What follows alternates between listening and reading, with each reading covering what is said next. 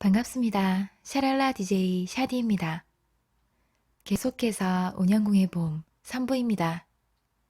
재밌게 들어주세요. 감사합니다.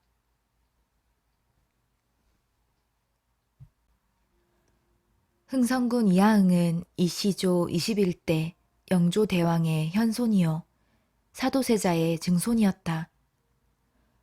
영조의 세손이시요 사도세자의 아드님인 정조가 등극을 하시고 그 뒤 순조를 지나서 순조의 세손 헌종이 등극하실 동안 흥선군의 집안으로 보자면 흥선의 할아버지 은신군 충원공에 대해는 지존과는 동기이던 것이 흥선의 아버지 남영군 충정공으로부터 흥선에게 이를 동안 궁중에서는 사도세자로부터 4대째 내려오고 흥선가에서는 사도세자로부터 3대째 내려올 동안 동기가 3촌이 되고 3촌이 4촌, 5촌으로 벌어져서 헌종과 흥선대원군과는 7촌 숙질로 벌어질 동안 궁을 떠난 이 집안은 영락되고 또 영락되었다.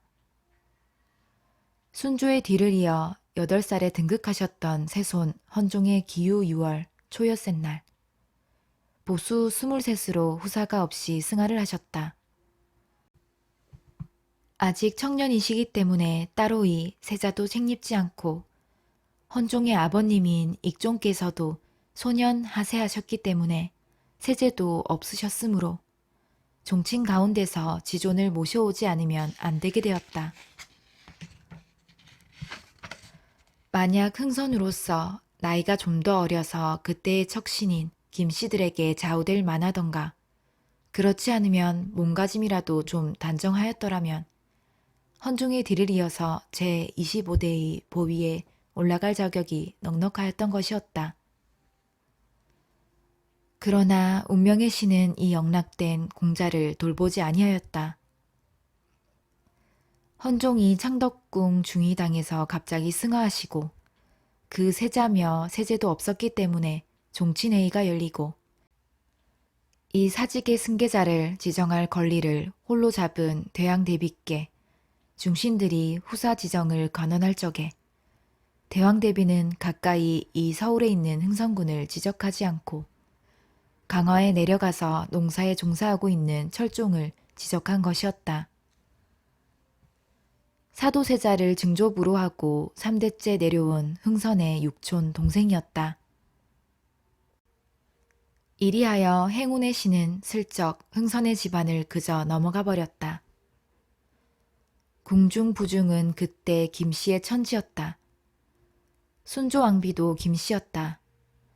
순조의 아드님으로 보위에 오르기 전에 하세한 익종의 비는 조씨이나 익종의 아드님은 헌종비도 처음은 승지 김조운의 따님이었다.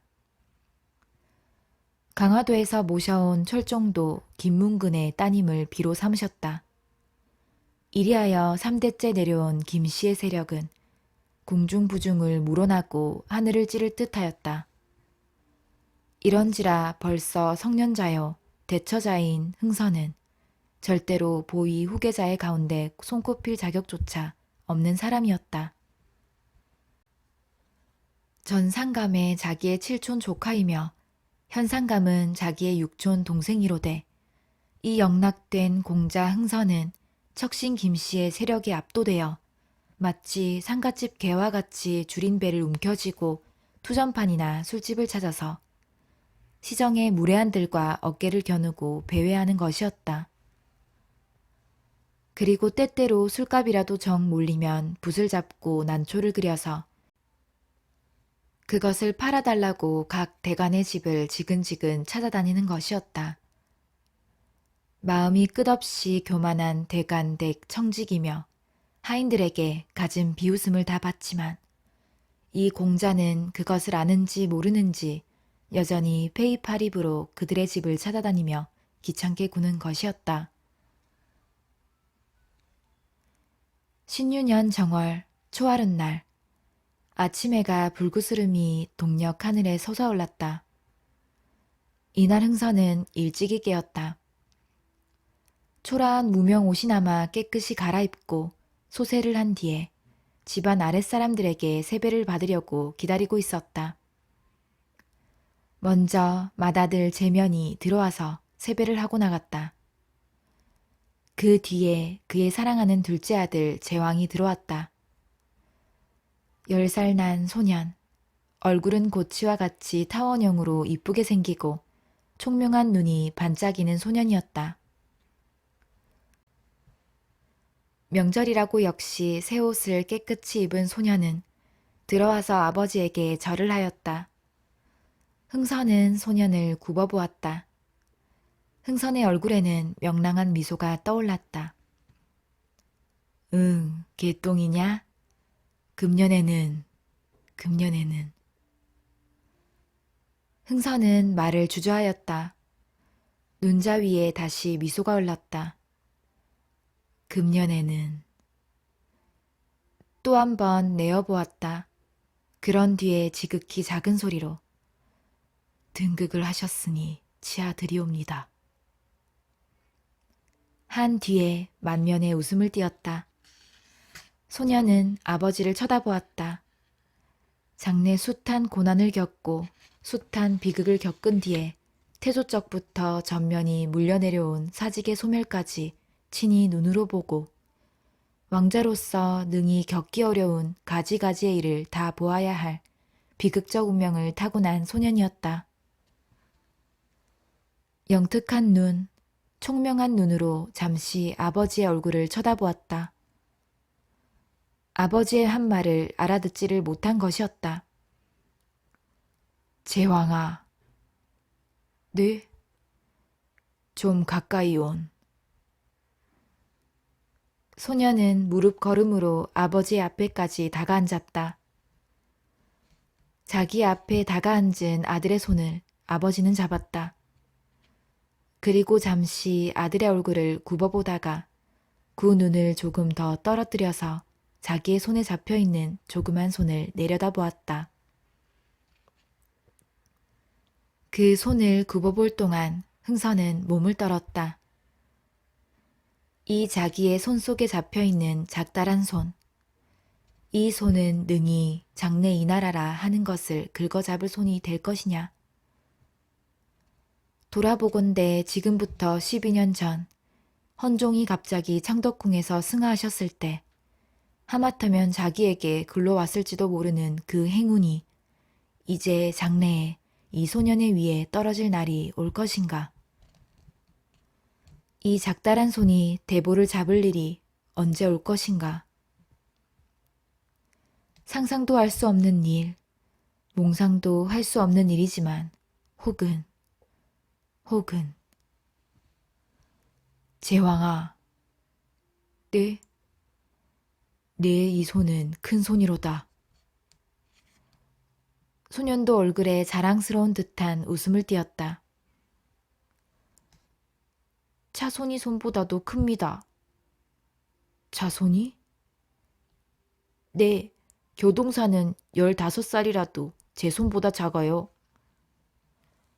그렇지, 차손이, 장손이, 김가. 이가 할 것 없이 내 손이 가장 큰 손이랴. 그리고 자기를 쳐다보는 소년을 환희와 긴장으로 찬 마음으로 굽어보았다. 큰 손이다. 팔도를 잡을 손이다. 300주를 흔들 손이다. 3000리를 덮을 손이다. 이 아비를 사다리 잡고 기어 올라가서 아비의 상투를 잡을 손이다. 아, 그런 날이 장차 올 때가 있을 것인가. 온갖 것에 위에 올라설 그날이 이제 올 것인가. 흥선은 소년의 손을 놓았다. 그리고 소년의 등을 두어 번 두드려준 뒤에 다시 제 손을 들어서 소년의 머리를 쓰다듬어 주었다. 새로 빗기는 하였으나 장난 때문에 거칠고 또 거친 머리였다. 제왕아, 오늘이 이해의 첫날이니 금년 신수를 위해서 내게 두어 마디 물어볼 말이 있다. 네. 아무런 말이든 대답하겠습니다 하는 뜻이었다. 왕자의 덕은 무엇이냐? 서민을 긍휼히 여기는 것이 옳시다. 또 소녀는 머리를 기울였다. 당시의 각 종친이며 검문가들에게 시정의 한 무례한으로 알려져 있는 흥선은 자기의 사랑하는 둘째 아들을 데리고 집에서는 늘 왕자의 걸을 길과 왕자의 덕을 가르친 것이었다. 18살부터 벌써 거리에 나서서 세상에 쓰고 단 온갖 경력을 다 맛본 흥선은 자기의 경험과 자기의 본 바에서 짜낸 정치관과 도덕관을 가진 것이었다. 그리고 그것은 문자에서 생긴 것이 아니고 많은 경험이 낳은 것인지라 가장 철저한 종류의 것이었다. 또 잊었느냐? 가만 계세요. 네, 알겠습니다. 하며 머리를 기울이는 소년에게 대하여 흥선은 깨쳐주었다. 편중편애를 삼갈 것이다. 네, 저도 생각은 났는데 미처 뭘 할지 말이 나오지를 않아서. 그리고 또 있다. 네, 또 뭐냐? 척건에 눌리지 말 것이다. 네? 소년은 알아듣지 못하였다. 그러나 소년이 알아듣지 못한 것이 흥선에게는 도리어 다행이었다. 가슴 속에 맺히고 또 맺힌 불만 때문에 불끈 그 말이 입 밖에 나오기는 하였지만 동시에 그런 말은 지금 가르칠 것이 아니라는 것을 알았다. 소년이 알아듣지 못한 것을 다행히 여기는 흥선은 자기의 말을 속여버렸다. 처세에 밝아야 한다. 그리고 또 있다. 네. 또 자기의 자격을 알아야 한다. 자기가 가장 윗사람이고 따라서 만인의 표본이 되어야 할 사람인 줄 알아야 한다. 또 남을 눈아래로 볼 줄도 알아야 한다. 호령할 만한 사람이나 호령할 만한 일이 있을 때에는 호령도 할 줄 알아야 한다. 소녀는 무슨 필요로 자기가 이런 학문을 배워야 하는지 요해하지 못하였다. 하기야 집안이 왕실의 친척인지라 종친된 자는 반드시 배워두어야만 하는 것이니 이만큼 알아두었다. 만약 이런 장면을 당시의 검문 척신들이 보았다면 그들은 간담이 서늘해질 것이었다. 단지 한 투정꾼이요, 주정꾼이요, 주착 없는 인물로 알아둔 흥선이 자기의 집에서는 자기의 둘째 아들을 옆에 놓고 왕자의 덕이라는 것을 강수라는 줄을 알면 흥선은 목이 10개라도 당하지를 못할 것이었다. 표면 세상이 침을 뱉는 창피한 짓을 예사로이 하며 검문집 생일날이며 제삿날은 반드시 잊지 않고 기신기신 찾아다니는 흥선은 집안에 있어서는 남이 예측하지도 못할 규칙 바른 가장이며 자애와 엄격을 가진 지배자였다. 무식한 아버지 아래서 아무 배움이 없이 길러난 줄로 세상에 알려져 있는 고종이 후일 무서운 패력으로서 이 삼천리를 지배하고 지도한 것은 어렸을 때부터 아버지의 끊임없는 지도와 교육이 있었기 때문이었다. 벌써 야인으로 길러낸 맏아들은 할 수 없이 내버려두고 흥선은 이 둘째 아들의 훈도에 전력을 다하였다. 남이 모르는 애, 남이 알았다는 큰일이 날 애를 쓰고 또 썼다. 감유의 달해가 끝난 뒤에 소녀는 뜰로 나왔다.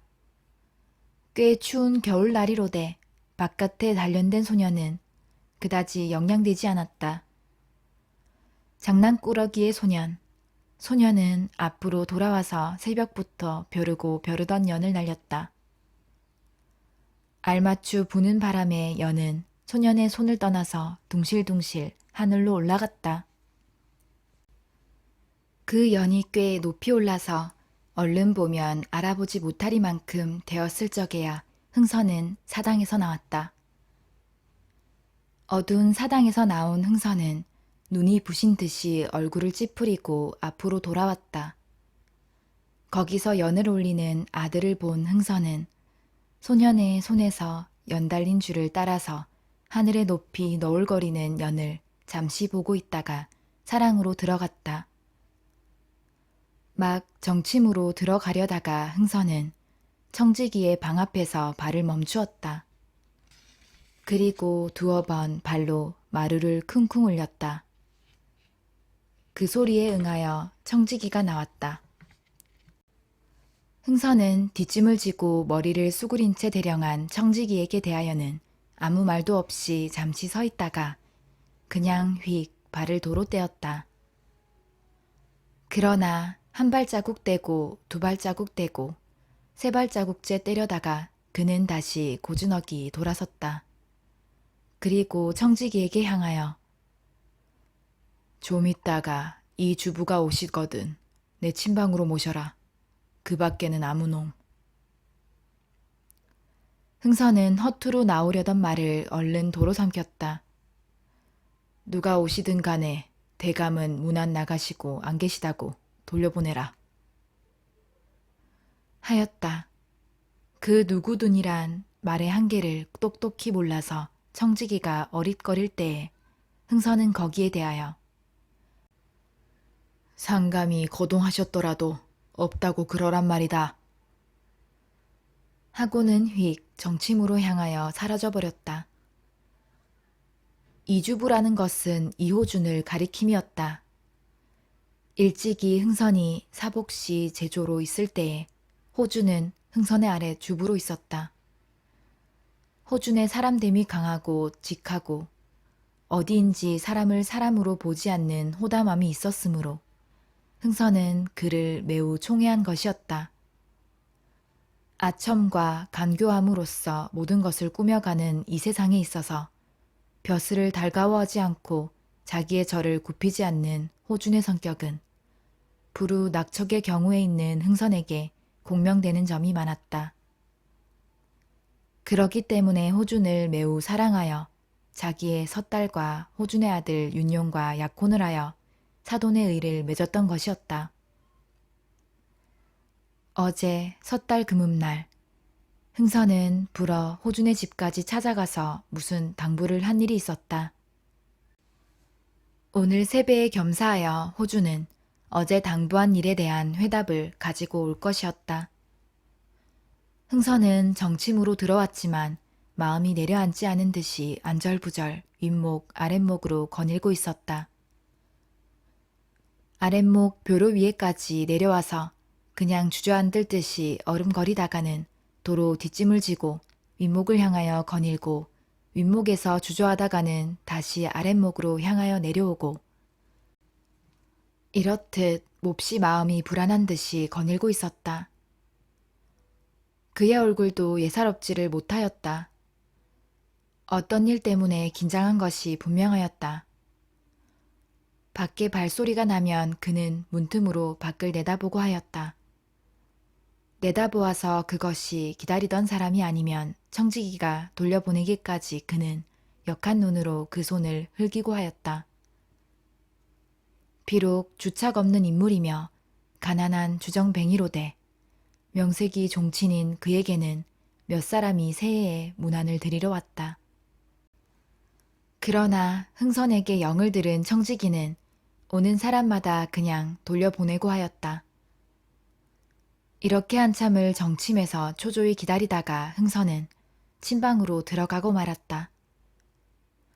침방으로 들어와서 귀찮은 듯이 보료 위에 번뜩 몸을 던진 흥선은 문갑 서랍을 열고 그 속에 들어있는 골배 쪽을 꺼내어 쫙 방바닥에 폈다. 그런 뒤에 익은 솜씨로 쪽을 저었다. 골패 쪽은 상쾌한 소리를 내며 저어졌다. 패를 떼어보자. 투정꾼으로서 잡기에도 상당한 수완을 가지고 있는 흥선은 패를 떼는데도 자기가 발명한 자기 독특의 패떼기 법이 있는 것이었다. 그것은 좀채 떨어지지 않는 패였다. 한쪽씩 한쪽씩 재어 나가서 거의 떨어질 듯이 보이다가도 필경은 떨어지지 않고 하였다. 자기가 발명한 패떼기라 골패 쪽을 잡을 때마다 그것을 떼어보고 하였지만 흥선의 아직것의 경험으로는 그 패가 떨어져 본 적이 없었다.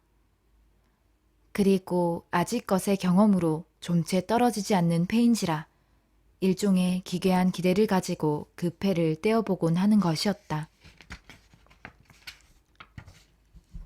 오른손으로 골고루 패를 저은 뒤에 그는 그 가운데서 25쪽을 떼어서 5줄로 지어놓았다.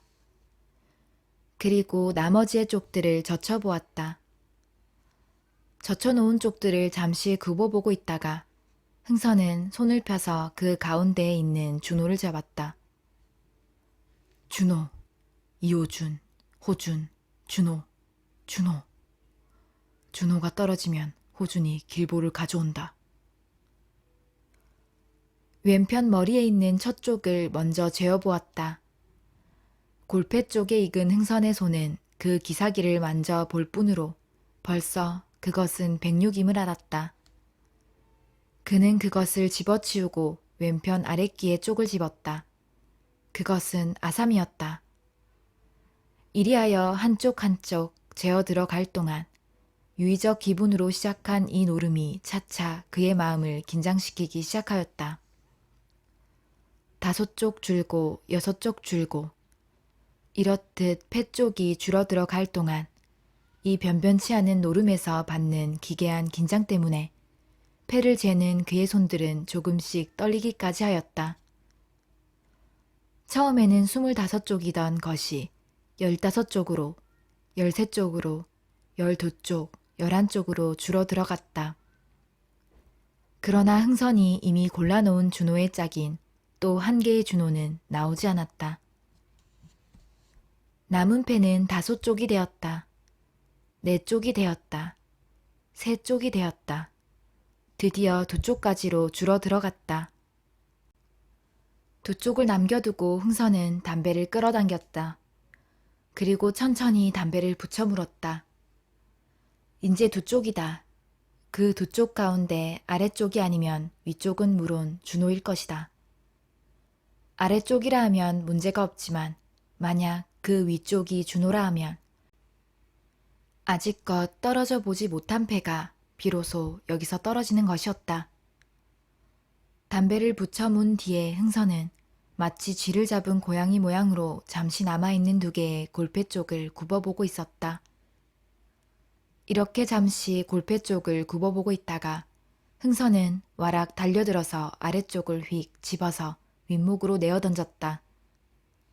골패 쪽이 윗목으로 날아가는 동안 골패 쪽에 익은 흥선의 눈은 그쪽에 아로 새겨있는 붉은 점을 보았다. 그러면 그쪽도 준호는 아니었다. 흥선은 한 개 남아있는 그쪽을 들춰보지 않았다. 그리고 장침에 번듯이 몸을 눕히고 말았다. 들춰볼 필요가 없었다. 다른 쪽이 제 준호가 아닌 이상에는 남은 쪽이 준호일 것은 의심할 여지가 없는 사실이었다. 흥선이 몸소 그 패대기를 발명한 이래 떼어보기 몇십 번, 몇백 번, 아직껏 한 번도 떨어져 본 일이 없었던 것이 오늘 비로소 떨어진 것이었다. 길보인지 흉보인지 이제 이를 해보를 기다리고 있는 지금에 이호준이 흥선댁에 온 것은 그날 날이 이미 어두워진 뒤였다. 기다리다 기다리다 못하여 마지막에는 역정을 내어 청지기를 불러서 호준이는 둘째 두고 호준이 할애비가 와도 없다고 그래라. 명령을 한 뒤에도 한참을 더 있다가 호준이가 겨우 흥선댁을 찾아왔다. 대감에게서 호준이 할애비가 와도 안 만난다는 말을 들었지만 그래도 아침녘부터 진리를 그렇듯 초조하게 기다리던 것을 아는지라 청재기는 들어와서 호준이가 온 것을 알게 하고 안 계시다고 그냥 보내오리까? 하고 여쭈어 보았다. 기다리고 기다리던 끝에 인제는 결만 잔뜩 난 흥선은 안석에서 벌떡 몸을 일으켰다. 안 계시기는 왜 안 계셔? 계시지만 만나지 않는다고 나가서 그래라. 이것이 몸을 일으키면서 청지기에게 내린 흥선의 호령이었다. 청지기는 그러겠노라는 뜻으로 허리를 한번 굽히고 도로 나갔다. 그러나 나간 청지기가 명령대로 호준에게 전하려 할 때에 흥선은 다시 큰 소리로 청지기를 불렀다. 일껏 왔는데 잠깐만 만나볼 테니 이리로 모셔라. 아까의 명령을 급히 취소하여 버린 것이었다. 청지기의 인도로 호준은 흥선의 침방으로 들어왔다. 그리고 새의 문 안으로 먼저 절을 하였다. 호준이가 문 안으로 들어올 동안, 그리고 또한 문안을 하는 동안 흥선은 몸을 일으키고 눈을 들어서 먼저 호준의 얼굴 표정을 바라보았다. 당부하였던 기난 일에 대하여 호준은 어떠한 표정을 가지고 돌아왔으나 말로써 대답을 듣기 전에 먼저 얼굴에 나타난 표정으로서 그 대답을 들으려 하였다. 그러나 호준의 얼굴에는 별다른 아무 표정도 나타나 있지 않았다. 저녁이 되면서 날이 몹시 차집니다. 추운 듯이 손을 비비며 호준은 먼저 이런 말을 하였다. 부록을 넘은 흥선이었다. 그러나 흥선의 마음은 이 유유히 날씨의 인사부터 하자는 호준의 태도 때문에 초조하였다.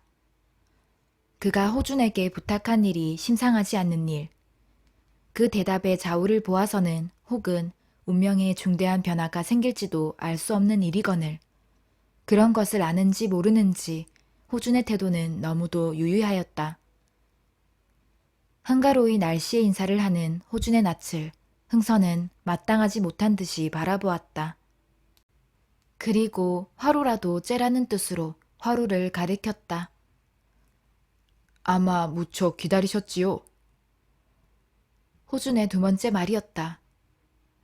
아니, 나도 어디 갔다가 인제야 겨우 돌아온 걸.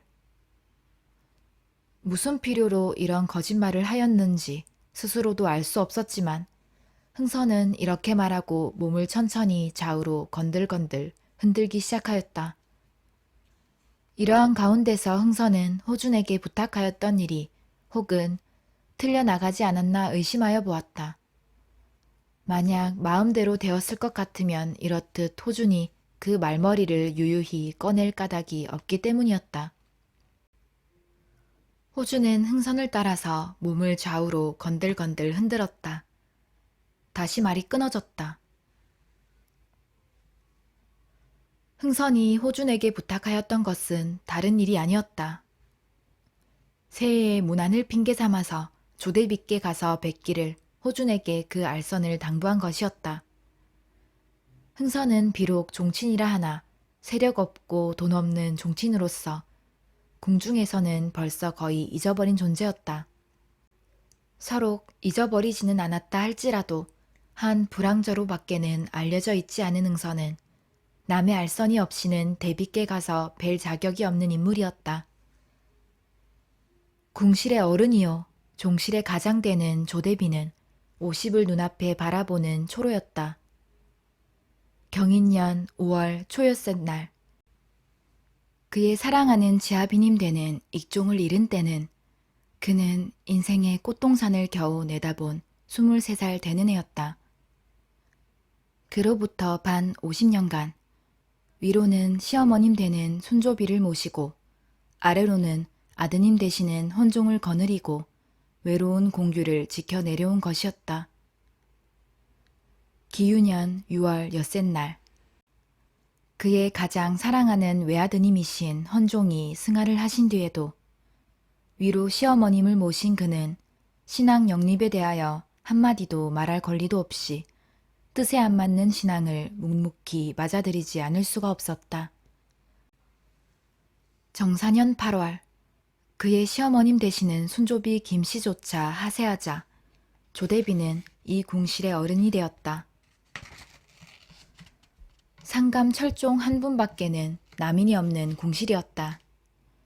역대의 군주가 모두 일찍이 승하를 하셨기 때문에 홀로 남은 대비, 왕비, 귀비, 상궁, 나인 등 여인만 가득히 차 있고 남인이라고는 상감 한 분뿐이었다. 이러한 궁실에 조대비는 그 어른이었다. 위로는 거리끼는 아무 권력이 없고 아래로는 상감 및 많은 여인을 거느린 대비는 현 궁실의 가장이었다. 궁실의 동태를 종묘에 봉고할 권리를 가진 유일한 어른이었다. 비록 정치에는 간섭할 권리가 없었으나 종실의 움직임에 관하여는 절대의 권리자며 다른 사람의 용해를 허락하지 않는 최고의 권위자였다. 인생의 꽃동산을 겨우 들여다본 때부터 반 50년간을 시어머님 숨조비를 모시고 인종이라 하는 덕을 두터이 쓰고 지내온 그인지라 그의 마음속에 어떤 배포가 나타나는지 니라서 알 사람이 없었다. 흥선이 이호준을 통하여 조대비께 가까이 하고자 함은 궁실의 어른 되는 조대비의 환심을 사서 장래 입신상 무슨 도움이라도 얻고자 함이었다. 이호준은 특별히 조대비께 가까운 처지는 아니었다. 그러나 호준에게는 사위되는 조성아가 있었고 조성아는 조대비의 친조카되는 사람이요. 또한 조대비의 총애를 받고 있는 사람이었다. 이렇게 걸련결련하여 흥선은 호준을 통하여 조성아를 사이에 두고 조대비께 가까이하여 보고자 한 것이었다. 오늘 새해 문안으로 당연히 조대비께 가서 뵐 기회를 알선하고자 함이었다. 결과가 어떻게 될는지는 알 수가 없었다. 그러나 어렸을 때부터 시정에 드나들어서 귀인이 경험하지 못할 별별 경험을 다 겪은 흥선은 깊은 궁중에서 쓸쓸한 반 50년간을 보낸 조대비를 충분히 기껍게 하고 따라서 그의 총애를 얻을 만한 자신은 있다. 그래서 더욱 호준의 회보를 기다린 것이었다. 잠시 좌우로 허리만 건들거리던 호준이 천천히 입을 열었다. 오늘 기다리실 줄은 알았지만 성화가 저녁 때가 돼서야 겨우 나왔습니다. 오늘 들어갔더랍니까? 네. 그래? 그 결과는 어떻게 됐느냐고 흥선은 눈으로 물었다. 그 말씀은 대비께 조용히 드려야 할 터인데 원체 오늘이 초하루라 분주하기 때문에 진이를 기다려서 저녁 때야 겨우 조용한 틈을 얻어서 배웠답니다. 그래서? 그래. 호주는 눈을 글렀다. 그 눈으로 흥선을 바라보았다. 호준의 눈자위는 미소가 흘렀다. 대감, 한턱 잘하셔야 하겠습니다. 한턱 하라는 것은 성공하였다는 뜻에 틀림이 없을 것이다. 성공하였다는 것은 대비께서 흥선을 인견하겠다는 승낙이 나온 것에 틀림이 없는 것이다. 미소를 띠고 자기를 바라보는 호준의 눈을 바라볼 동안 못마땅하다는 듯이 찌푸리고 있던 흥선의 얼굴은 차차 퍼졌다. 그리고 그의 얼굴에 차차 미소가 나타났다. 한턱 하시라면 언제든 하기야 하지. 하여간 성아는 어떤 회보를 가지고 왔습니까? 초 나은 날 저녁에 별조에서 인견하시겠다고. 초 나은 날? 흥선은 손을 꼽아보았다. 내일, 모레, 글피. 글피로구먼. 네, 글피. 그런데 그날은 대감도 새 옷을 한 벌 장만하셔야 합니다.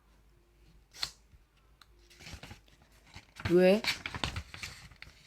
그럼 그 옷으로 대비께 뵈러 가시겠습니까? 옷이라 하는 것에 그다지 마음을 두지 않는 흥선은 고소를 하면서 자기의 옷을 굽어보았다. 명절이라고 깨끗한 옷은 옷이지만 술 주정꾼의 옷이라 군데군데 구멍이 뚫린 것을 기운 자리가 있었다. 고소로서 자기의 헤어진 옷을 굽어보고 있던 흥선은 그만 픽하니 웃었다. 별로 새 옷은 없을걸. 새 옷이 있으면 한 벌 좀 주구려. 달라시면 드리기야 하겠지만 대감께는 맞지를 않을걸요? 왜, 클까? 큽지요. 크면 좀 높이 입으면 그뿐이지. 도포도? 도포는 안으로 난을 꺾어놓고 내게는 특별히 새 옷이라고는 없을 테니까 명절이라 갑자기 감을 마련할 수도 없고. 할 수 있대야 돈은 없고. 호준이 토를 바쳤다. 그것을 흥선은 그렇지 않다는 듯이 자기의 주머니를 들고 흔들어 보았다. 주머니에서 흥선의 주머니답지 않게 돈소리가 절럭절럭 났다. 호, 대감 주머니에 돈 있을 때도 있읍시다 그려? 1년에 하루 이틀쯤이야 있지. 영초의 세찬이에다. 불알 두 쪽밖에는 아무것도 없는 석파지만 무얼 보자고 이런 걸 보내는지 고마운 인생도 있거든. 그래, 내 영의정을 시켜주마 그랬구려. 하하. 흥선은 유쾌한 듯이 장침을 두드리며 웃었다. 그러면 소인도 대감께 전곡이나 좀 보낼게. 하다못해 호판 하나라도 시켜주십시오.